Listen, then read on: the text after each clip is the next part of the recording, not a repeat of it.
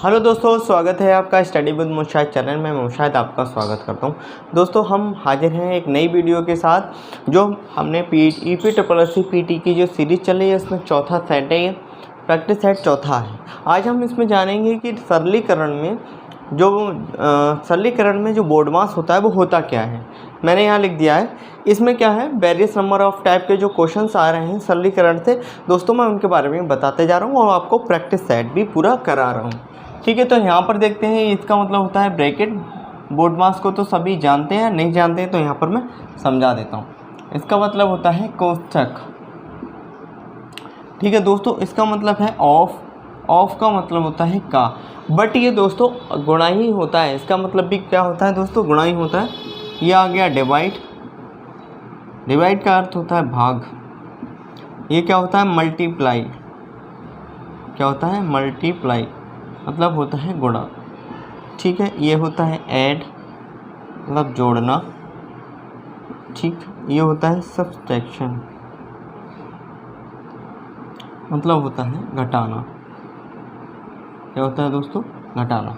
तो ये सारा बोर्ड मास का सिस्टम है। सबसे पहले हम ब्रैकेट को सॉल्व करते हैं, फिर क्या करते हैं, हम ऑफ का यूज़ करते हैं। अगर ऑफ का आता है तो उसका यूज़ करते हैं, उसको सॉल्व करते हैं। डिवाइड आता है तो भाग को सॉल्व करते हैं। मल्टीप्लाई आता है तो गुणा को, और ऐड आता है तो गुणा को, और सब्ट्रैक्शन आता है तो दोस्तों घटाने को सॉल्व करते हैं। इसमें भी कोष्ठक कई प्रकार की होती हैं, तो मैं उनके बारे में आपको बताना चाहूँगा। ठीक है, ये समझते हैं। ये होती है रेखीय रेखा कोष्ठक। ये कहाँ लगी होती है, किसी भी संख्या के ऊपर लगी होती है। जैसे कि मैंने यहाँ लिख दिया 5 + 4 और ये रेखा, और इससे पहले ये ब्रैकेट लगी हुई है। तो हमने देखा कि इसके ऊपर रेखा कोष्ठक है, सबसे पहले उसको सॉल्व करेंगे। उसके बाद में आती है ये छोटी वाली कोष्ठक, उसके बाद में आती है ये वाली कोष्ठक, उसके बाद में ये वाली कोष्ठक आती है। तो हमने इस चीज़ को जाना, रेखीय, छोटी कोष्ठक, मझली और ये बड़ी कोष्ठक हो गई।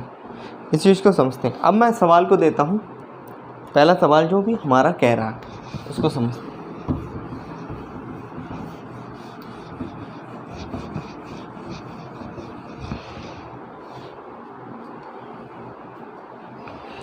ठीक है, पहला है 45 माइनस, ये होगी सबसे बड़ी कोष्ठक, और इस कोष्ठक में कितने हैं, 28 माइनस 37 माइनस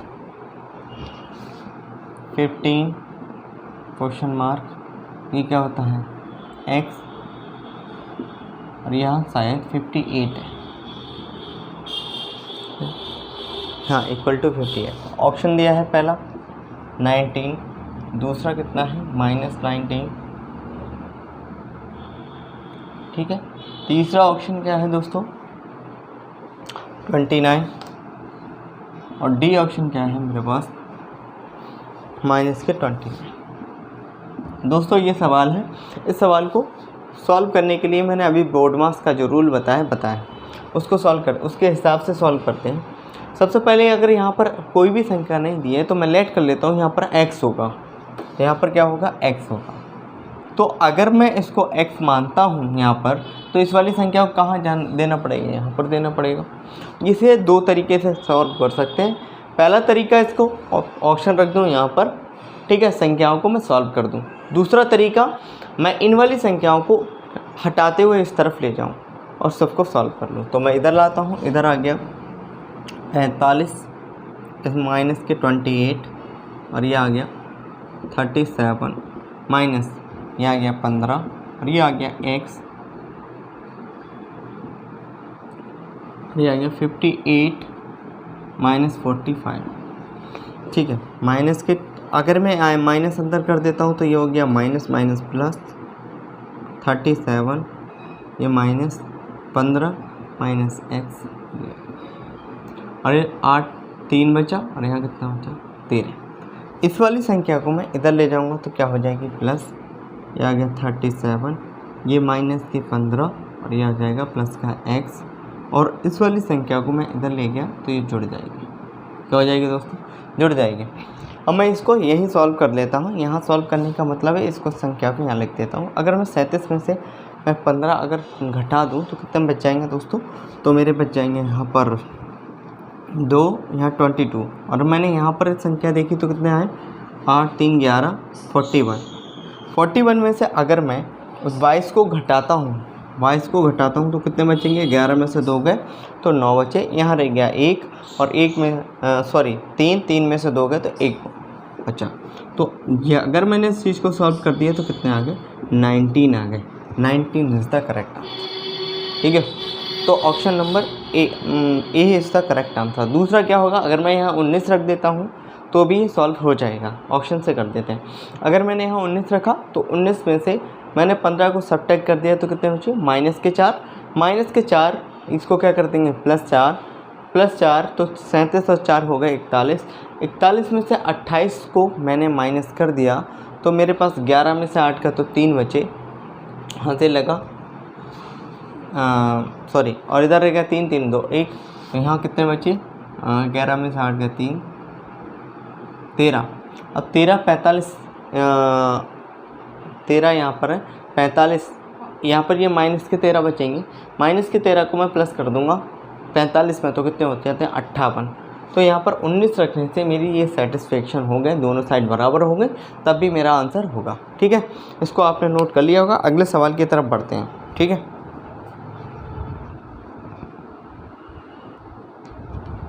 अब दोस्तों दूसरे सवाल की तरफ चलते हैं। दूसरा सवाल हमारा क्या कहता है, दूसरा सवाल कहता है 5 अंकों की बड़ी से बड़ी संख्या जो एक पूर्ण वर्ग हो, तो पूर्ण वर्ग संख्या हो, वहाँ रह गया है, थोड़ा लिख लेना। तो 5 अंकों की बड़ी से बड़ी संख्या जो एक पूर्ण वर्ग संख्या हो, पूर्ण वर्ग संख्या कैसे निकालते हैं, ये बड़ी से बड़ी पूछा है, छोटी से छोटी, दोनों तरीके के सवालों को मैं आपको समझाता हूँ। तो पूर्ण वर्ग संख्या निकालने के लिए ये तरीका होता है, ये बेसिक तरीका है, ये 9 यहाँ आप क्या बनाते हैं, हम पेयर बनाते हैं। आप लोगों को दिखाई दे रहा होगा यहाँ फिर कितने 5 बार कितने लिखे, 9 लिखे। तो बड़ी से बड़ी संख्या का होना क्या होता है, बड़ी से बड़ी संख्या वह संख्या होती है जो 9 के टर्म में लिखी जाती है। तो यहाँ लिख दिया, यहाँ पर कितने आ गए, 3 आ गए, 3 3 जहाँ 9 होते हैं, यहाँ 9 आ गए। यहाँ पर 9 में से 9 गया, यहाँ 0 बचा, और ये जब ये संख्या दी है इसको मैंने ऐसे एज इट इज उतार लिया, जो बाद का पेयर है। यहाँ 3 में 3 जोड़ दिया, कितना आ गया 6, यहाँ 1 बार टर्म लिया तो यहाँ कितना आ गया 61, और इसको मैंने 1 जोड़ दिया तो ये 62 होगा, और यहाँ पर बचा 9 बचकर, और यहाँ पर 3, और यहाँ पर 1 पेयर मैंने इस चीज़ का उतार लिया यहाँ पर। ठीक है, इतना आपको समझ में आ गया होगा। फिर मैं यहाँ पर लेता हूँ 6 लिया मैंने, यहाँ पर हो गया 6 6 जा 36, हाथ से लगे 3 3 दूनी 6 दूनी 12 और 2 3 15, हाथ से लगा 1, और 6 6 36 और 1 37। तो मैंने इसको क्या कर दिया माइनस, यहाँ आ गया 3 आ गया, यहाँ 4 आ गया, 143, ये 143 बचा। इसको मैंने क्या किया, जो शेष रिमेनिंग संख्या जो मेरी 5 अंकों की है उसमें से इसको घटा दिया। तो क्या आ गया, यहाँ 6 आ गया, यहाँ पर कितना आ गया 5 आ गया, यहाँ 8 आ गया, यहाँ 9 और 9 आ गया। तो ये हमारा हो गया 99856, इसका आंसर हो गया। ठीक है, क्या हो गया, D is the correct answer हो गया। आगे बढ़ते हैं अगले सवालों की तरफ। तीसरा सवाल देखते हैं, इसको मैं मिटा देता हूँ।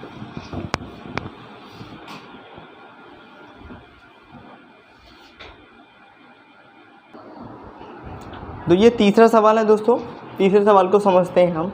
ये सवाल कह रहा है 3 संख्याएं जो परस्पर अभाज्य हैं इस प्रकार हैं कि प्रथम 2 संख्याओं का गुणनफल 551 तथा अंतिम 2 संख्याओं का गुणनफल 1073 है, तो तीनों संख्याओं का योग क्या है। ये सवाल अपने आप में एक टफ सवाल भी हो सकता है।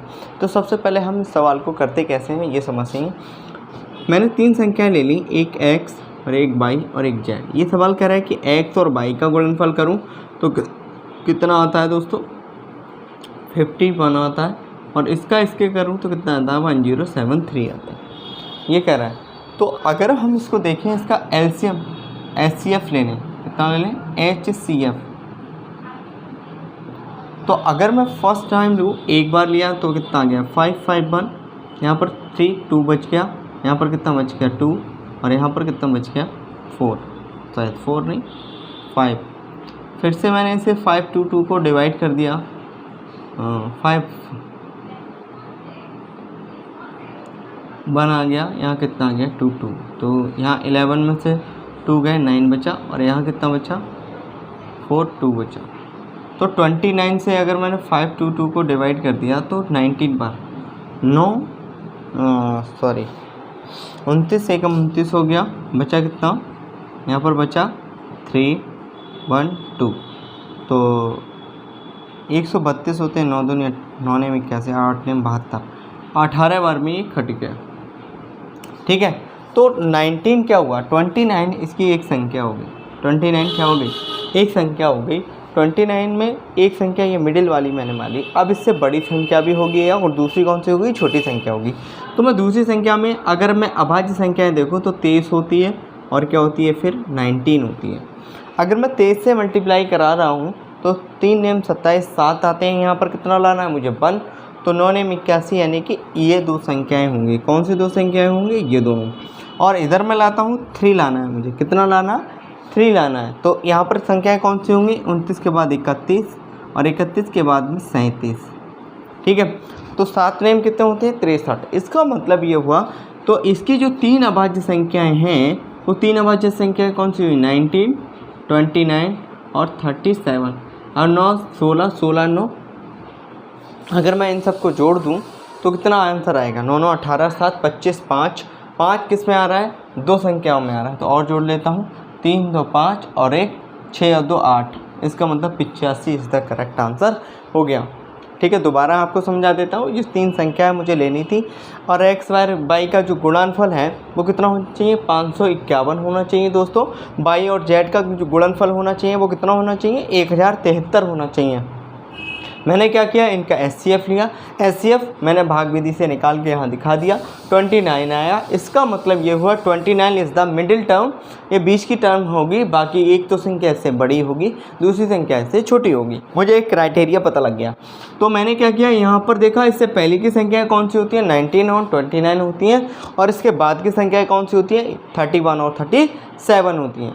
तो मैंने यहाँ पर मल्टीप्लिकेशन करके देखा 9 कितने होते हैं 81 होते हैं, यहाँ पर कितना आ गया दोस्तों 1। अब मुझे इन दोनों की मल्टीप्लाई भी करूँगा तो आंसर कितना आएगा इतना ही आएगा। अगर मैं इसकी यूनिट डिजिट से सवाल देखूँ तो 7 नेम कितने होते हैं 63, 6 आ गया 3 आ गया सॉरी। जब वो संख्याएँ आने लगी मुझे लग गया कि यूनिट डन पे इन दोनों की गुणनफल करूँगा तो यही आंसर आएगा। तो उसने पूछा है तीनों संख्याओं का योग क्या होगा, तो मैंने तीनों संख्याओं को जोड़ दिया, आंसर कितना आया 85 आया। तो ठीक है दोस्तों, ये हमारा सवाल हो गया। अगले सवाल की तरफ मैं बढ़ता हूँ।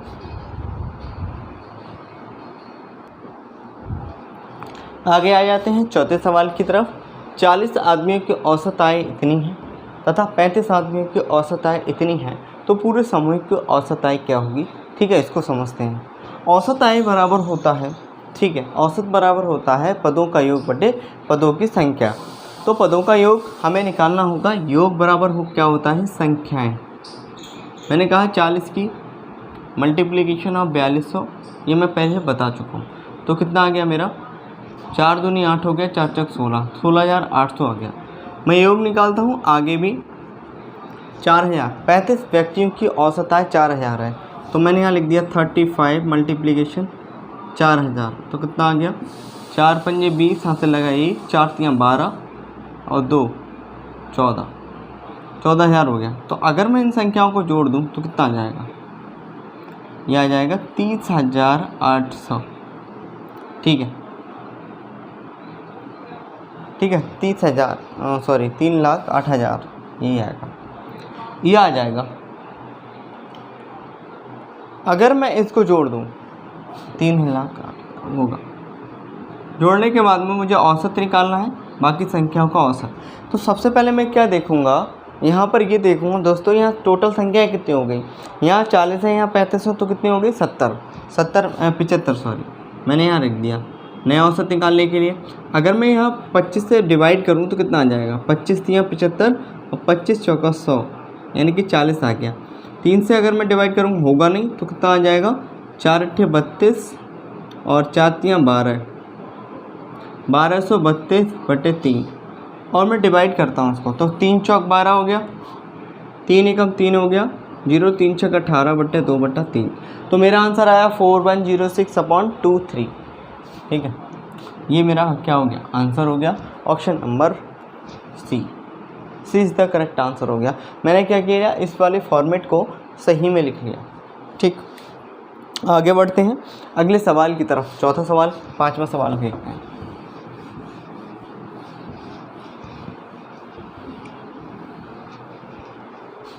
पांचवा सवाल कहता है 3 सही 4/7, 3 सही 4/7 का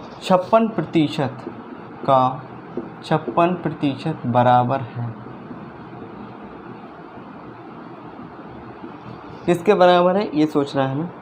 ऑप्शन है पहला 2.25, बी ऑप्शन है मेरा 2.40, सी ऑप्शन है मेरा 2.50, डी ऑप्शन है मेरा 2.2, पूरा 2। ठीक है, तो अब मैं इसको निकालता हूँ। ये आसान सवाल है, ठीक है, ये परसेंटेज से रिलेटेड है। 7 इसको लिखता हूँ, 7 या 1 के 100, 4 25/7। ठीक है, यहाँ कितना आ गया 56, परसेंटेज है तो अपॉन में 100 आ जाएंगे। ठीक है, इसको निकालता हूँ, 25 चौका 100 होते, 4 से डिवाइड करता हूँ, 4 एकम 4, 4 चौक 16 हो गए, 7 दूनी कितना हो गया 14। ठीक है, तो आंसर कितना आ गया 2। 2 इज़ द करेक्ट आंसर। ठीक है, ये थे 5 सवाल जो मैथ के थे। अब हम रीजनिंग के सवालों की तरफ चलते हैं। ठीक है, इन सवालों को आप अच्छे से नोट कर लीजिए, समझ लीजिए और इसको रिमाइंड कर लीजिए। इसी टाइप के क्वेश्चन से अब पेपर में भी आएंगे। पहला रीजनिंग का क्वेश्चन कौन सा है, रैंकिंग का है। रैंकिंग में क्या है दोस्तों, कोई भी व्यक्ति, ये अकेला व्यक्ति सिंगल डबल दोनों तरफ से काउंट होता है, सीधे हाथ से भी बाएं हाथ से भी, उसकी नीचे से भी देखी जाती है स्थिति और ऊपर से भी। तो हमने देखा रोहित की रैंक कक्षा में सीट से 18वीं है। ठीक है, हमने मान लिया सीट से ये 18वें स्थान पर बैठा है तथा नीचे से इसकी रैंक कितनी है 36वीं है। तो एक सिंगल आदमी अगर बैठा हुआ है, उसकी रैंक दो तरफ से उसे काउंट कर लें तो 2 बार काउंट हो जाएगा, लेकिन एक्चुअल में वो होता सिंगल बंदा एक है। तो हम क्या करते हैं, इसका टोटल फार्मूला लगा देते हैं। टोटल बराबर left plus right minus 1। Left से पोजीशन मान ली हमने या ऊपर से मान ली, कितना आ गया, अप लिख लेते हैं इसको, अप अपॉन डाउन -1। अप से कितनी है 18वीं, डाउन से कितनी है 31 -1। अगर मैं जोड़ दूँ 8 6 14 हो गए और ये कितना हो गया 5 54 माइनस कितनी आ गई 53। 53 इज़ द करेक्ट आंसर। तो आंसर क्या हो गया 53। ठीक है, आगे बढ़ते हैं अगले सवाल की तरफ। ये रैंकिंग का सवाल था। इसका फार्मूला ये होता है टोटल बराबर लेफ्ट प्लस राइट -1, या फिर अप और डाउन की बात कर रहा है तो अप प्लस डाउन -1। ठीक है, अगला प्रश्न है दोस्तों, कथन एवं निष्कर्ष है। सभी आदमी जानवर हैं, कोई भी आदमी पक्षी नहीं है। सभी जानवर पक्षी हैं, सभी जानवर पक्षी नहीं हैं। ये दो कथन है दोस्तों, और ये क्या है, इनके निष्कर्ष हैं। तो हम आते हैं, सभी आदमी जानवर हैं, सभी आदमी क्या हो गए जानवर। तो जानवर के अंतर्गत आएंगे। मैंने ये कई बार बताया है, फिर मैं बता रहा हूँ। जो दोस्तों पहले कहा बोला जाएगा कथन में, वो पहले लिखा बनता है, और जो बाद में बोला जाता है वो दोस्तों बाद में बनता है। कह रहा है कोई भी आदमी पक्षी नहीं है, कोई भी आदमी पक्षी नहीं है। इसका मतलब अंदर वाले से कांटेक्ट है जो पक्षी नहीं है। ठीक है, अंदर वाला नहीं है। आगे कह रहा है सभी जानवर पक्षी हैं, भाई ऐसा भी नहीं है, तो ये भी गलत हो गया। आगे कह रहा है सभी जानवर आदमी हैं, सभी जानवर आदमी हैं, ये भी गलत हो गया। तो दोनों ऑप्शन क्या हो गए दोस्तों, इसमें गलत हो गए, क्योंकि ऊपर वाले में कुछ में आते हैं और नीचे से हम जाते हैं ऊपर तो सभी में जाते हैं। इस चीज़ का भी ध्यान रखना है। तो ऊपर कुछ वाले, सभी वाले जानवर का नाम पहले आ गया, जो कि क्या है ऊपर है, तो सभी में का है। इसका मतलब ये गलत हो गया। कुछ कहता कुछ जानवर आदमी है, तो ये सही होता। ठीक है, यहाँ पर क्या है, इससे कोई भी ऐसा लीगल कनेक्शन नहीं दिखाया गया है कि जानवर और पक्षी में, इसीलिए हम इसको कह पाएँ। इसका मतलब ये दोनों ऑप्शन क्या हैं, गलत हैं, दोनों निष्कर्ष गलत हैं। तो आंसर क्या होगा, ना तो 1 ना ही 2। ठीक है, आगे बढ़ते हैं अगले सवाल की तरफ। मिटा देता हूँ मैं इसको, आप लोगों ने अच्छे से समझ लिया होगा, और इसको वीडियो को पॉज करें और उतार लें। ठीक है, सीधे आपके दिमाग में जाएगा।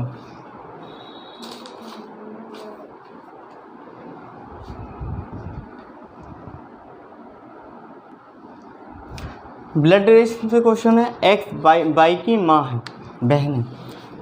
अगला क्वेश्चन, एक्स क्या है, बाई की बहन है, बहन है दोस्तों तो नेगेटिव साइन दिखाते हैं, ठीक है, ये बहन है। और आगे कह रहा है बाई एम की पुत्री है, तो ये भी क्या हुई, लड़की हुई।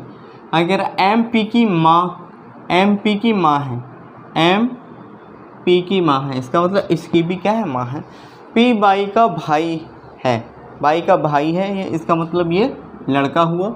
आगे कह रहा है टी एक्स की माँ का भाई है, टी जो है वो एक्स की माँ का भाई है, टी इसका मतलब ये माँ हुई और ये क्या हुआ, भाई।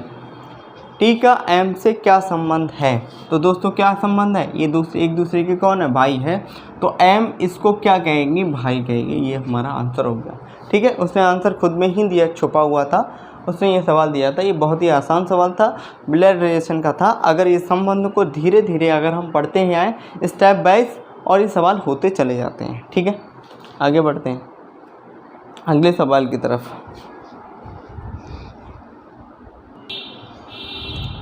अगले सवाल की तरफ आते हैं दोस्तों। चौथा सवाल, असंगत को चुनिए।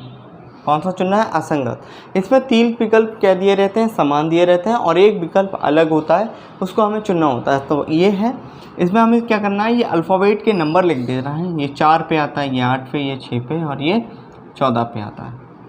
तो इसके जो है 4, 8, 4 का डिफरेंस, फिर 4 का 2 का डिफरेंस, ठीक है, और ये कितना आ गया, 14 पर। इसका मतलब इसका इंडिविजुअल अलग है। यहाँ पर देखते हैं 5, यहाँ कितना आ गया 9, यहाँ 14, और यहाँ 17। यहाँ पे आते हैं, यहाँ पर कितना आ गया 13, सॉरी, और यहाँ पर आते हैं 2, 6, 10, 14, यहाँ पर आएगा 3, 7, 11, 15। तो इसमें हमने देखा कि डिफरेंस, यहाँ देखते हैं यहाँ 4 का डिफरेंस, बट यहाँ 2 का डिफरेंस, फिर यहाँ पर 8 का डिफरेंस, इससे कोई फ़र्क नहीं पड़ता चल रहा है। यहाँ पर हम देखते हैं यहाँ पर कितना अंतर आया है, 4 का, यहाँ पर 4 का, यहाँ पर 4 का, यहाँ पर भी अंतर कितना आया है, 4 का, 4 का, 4 का, 4, 4 और 4। तो हमने देखा कि बाकी सब में 4 4 का अंतर है, केवल इसमें ही अंतर नहीं है, इसीलिए ये अलग है, बाकी सब एक समान है, ठीक है। अगले सवाल की तरफ चलते हैं। अगला सवाल क्या कहता है, अगला सवाल है कोडिंग रिकॉर्डिंग के कूट से, ठीक है। इसको मैं मिटा देता हूँ, बहुत ही आसान सवाल था, इसको नोट कर लीजिए, ठीक है।